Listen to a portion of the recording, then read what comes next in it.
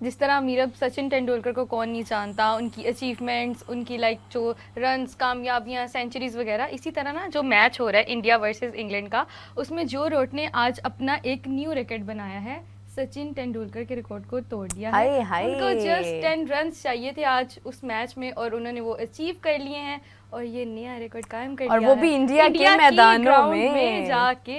या क्या बात है, हाफिज साहब को अचीवमेंट, वो बड़ी अचीवमेंट है। जरा एक तारीफ की लाइन बोलते हैं, जो रूट जो है ना, वो कह रहे जब तक हाफिज साहब तारीफ नहीं करेंगे मैं सक्सेस को नहीं मानता। मैं वापस नहीं जाऊंगा।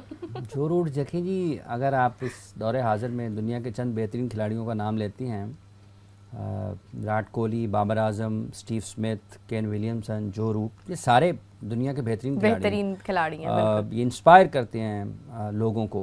लोग इनको देखकर इन जैसा बनने की कोशिश करते हैं। जो रूट का शुमार इंग्लैंड के बेहतरीन खिलाड़ियों में होता है, पाकिस्तान के बाबर आजम का शुमार पाकिस्तान के बेहतरीन खिलाड़ियों में होता है, विराट कोहली का शुमार इंडिया के बेहतरीन खिलाड़ियों में होता है, इसी तरीके से केन विलियमसन का शुमार न्यूजीलैंड के बेहतरीन खिलाड़ी में होता है। और ये कुल मिलाकर ये सारे 4-5 बैटर्स हैं, ये दुनिया क्रिकेट के जो बेहतरीन बल्लेबाज हैं उनमें इनका शुमार होता है। जो रूट का भी असल में टेस्ट होगा यहाँ पे इंडिया में, 5 टेस्ट मैचेस की सीरीज़ है।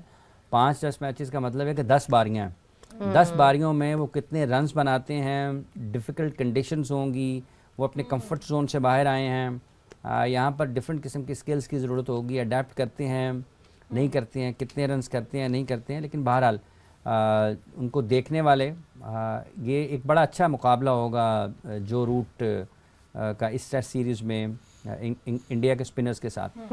अच्छा, वैसे इंग्लैंड कहना तो नहीं चाहिए, लेकिन दोनों फॉर्मेट्स अलग अलग हैं। लेकिन वैसे मुझे एक बात याद आ रही थी कि वर्ल्ड कप में इंग्लैंड ने इंडिया में ही अच्छी खासी एक नाम जो बना हुआ था वो उससे पीछे गया। मतलब बड़ी उम्मीद थी कि इंग्लैंड, लेकिन इंग्लैंड नहीं कर पाया था कुछ भी। अभी दोबारा इंग्लैंड की ही पिचेस पर डिफेंडिंग चैंपियन थे इंग्लैंड वर्ल्ड कप में, और अगर किसी ने सबसे बुरी क्रिकेट खेली तो वो इंग्लैंड, और वो उन्होंने एडमिट भी किया। और वो हर जगह मानते रहे। देखें, जब आप के ऊपर कुछ देखें, लेकिन आप इसके अलावा भी देखें, 2015 का वर्ल्ड कप उन्होंने जो खेला और 2023 15 से 23 8 बरस में आप ये देखें कि उनकी अचीवमेंट्स क्या है, सक्सेस क्या है। 15 की नाकामी से उन्होंने क्या सबक हासिल किया है, ठीक है। 19 में वो 50 ओवर्स का वर्ल्ड कप जीत गए, और उसके बाद 2022 में वो T20 वर्ल्ड चैंपियनशिप भी जीत गए।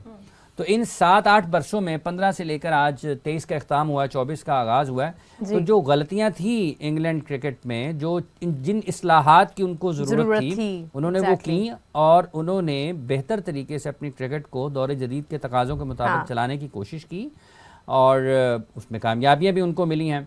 गलतियों से जो सीखते हैं वो फिर इंग्लैंड की तरह कामयाबियां भी हासिल करते हैं, और अगर आप दोहराते चले जाते हैं गलतियों को तो फिर आपके लिए मसाइल होते हैं। सो जो उनका 50 ओवर्स का वर्ल्ड कप था वो बिल्कुल भी अच्छा नहीं था, वो बहुत कोई भी रन्स नहीं कर पाया। जॉस बटलर को देखें, दुनिया के बेहतरीन वाइट बॉल क्रिकेटर्स में उनका शुमार होता है, उनको पल्ले ही नहीं पड़ा बॉल उनके क्या हुआ इंग्लैंड में। और उनके मार्क वुड जो हैं सबसे ज़्यादा तेज़ गेंदबाजी तसलसल के साथ अगर कोई करते हैं इस आज के दौर में तो वो मार्क वुड करते हैं। उनको पिटाई हुई वनडे वर्ल्ड कप में। तो इंग्लैंड के लिए वर्ल्ड कप अच्छा नहीं गुजरा था। अब ये सीरीज़ जो है ये बिल्कुल डिफरेंट फॉर्मेट है, प्लेस बैक का भी कहीं ना कहीं फ़र्क आता है। देखना यह है कि वो यहाँ पर किस अंदाज से खेलते हैं। मेरा ख्याल है 200 रन हो गए होंगे, 196 रन हैं और 8 विकेट्स, 8वां आउट हो गया है। हाँ जी, तो ये उसी के गिर्द घूमेंगे। अगर बेन स्टोक्स आउट नहीं हुए हैं, या बेन स्टोक्स आउट हुए हैं, ठीक है जी, उसके ऊपर रिव्यू पे गए हुए हैं, ठीक है। तो अब देखना यह है कि ये फिनिश कहाँ पर करते हैं। लेकिन 250 रन अगर इंडिया करता है ना, इंग्लैंड ने बना जाता है, तो मुश्किल आई तो उनके हिसाब से ये अच्छे रन्स अब तक की जो पिच में जिस तरह से स्पिनर्स ने विकेटें ली हैं ना, और उसको देखते हुए अच्छे रन्स हैं। फिर एक दिलचस्प मुकाबला होगा। इंडिया के लिए भी इतना आसान नहीं होगा, क्योंकि उनकी अपनी कंडीशंस हैं, स्पिनर को कंपैरेटिवली बेटर खेलते हैं, स्किल सेट्स जो हैं उनका भी आपको फ़र्क नज़र आएगा। तो इंडिया के लिए भी इम्तहान होगा, क्योंकि ऐसे पिचेस जहाँ पर आपको हर वक्त या बॉल देखें, अगर आप फास्ट पेस और बाउंस वाले पिच पर भी खेल रहे होते हैं ना, जहाँ पर हर बॉल पेस पे है, बाउंस पे है, या कहीं ना कहीं अनइवन हो जाना है, या कोई ऐसी पिच जहाँ पर आपको बहुत ज़्यादा टर्न मिल रहा है, स्पिन हो रहा है बहुत ज़्यादा बॉल, तो ऐसी पिचेस के ऊपर आपके लिए सरवाइव करना मुश्किल होता है। तो जो टॉप क्रिकेटर्स होते हैं वो यही फिर हिकमत अमली इख्तियार करते हैं कि आप ऑल द टाइम आप ना हर वक्त शॉट्स के लिए तलाश में रहें, शॉट्स खेलते चले जाएं, क्योंकि मिनिमम टाइम में मैक्सिमम रन्स निकालने की कोशिश करते हैं। साउथ अफ्रीका में देखें जो केप टाउन वाला मैच था, एडन मार्करम ने जो 100 किया, आप उसका स्ट्राइक रेट देख लें। हाँ, ठीक है, उससे पहले आप जो पहला टेस्ट मैच था उसमें आप केएल राहुल का 100 देख लें, उनका स्ट्राइक रेट देख लें।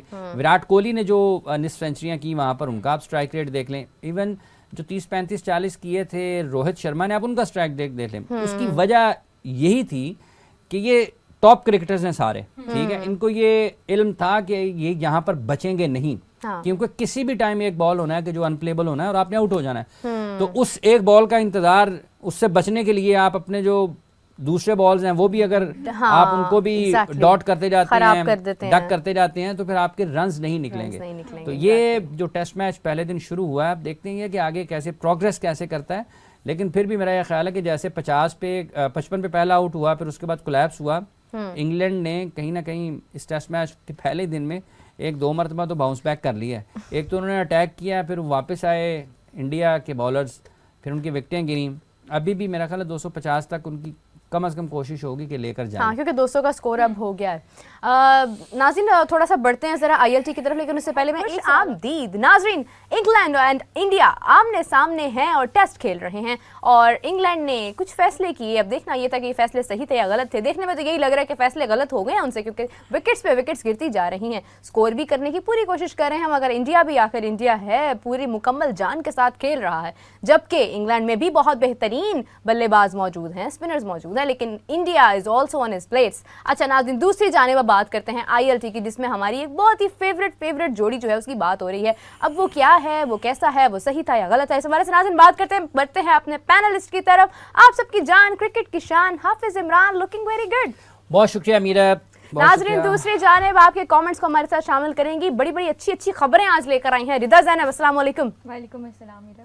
उम्मीद है आप दोनों खैरियत से होंगे। अल्हम्दुलिल्लाह ठीक है, मैं बिल्कुल ठीक हूँ। बहुत प्यारी लग रही है। Thank you so much. पहला कमेंट रिदा की तरफ से आ गया हमारे लिए। हाफिज साहब आपकी तारीफ मैं कर देती हूँ, आप भी बहुत प्यारे लग रहे हैं, और रिदा आप भी बहुत प्यारी लग रही हैं। बहुत शुक्रिया मैडम, आपका बहुत शुक्रिया। आप दोनों बहुत अच्छी लग रही हैं। रोज साहब भी बहुत अच्छे लग रहे हैं, बुशरा भी बहुत अच्छी लग रही हैं, फसी ने भी आज बाल बनाए हुए हैं, घूम फिर रहा है, खासे काम खुशबाश नजर आ रहे हैं। सब लोग मुतहर्रिक हैं। हाफिज साहब, क्योंकि इंडिया और इंग्लैंड दोनों मैं ही, ये कहना चाह रहा था कि ये इतना सर्द मौसम में भी सारे जो हमारी टीम के लोग हैं इतने पुरजोश हैं और गर्मा गर्मी से काम कर रहे हैं, तो ये एक बड़ी खुशाइन चीज़ है। माशाल्लाह। आपके इर्द गिर्द में जब इतने अच्छे लोग हों तो आपको फिर मूड आपका ठीक ही रहता है।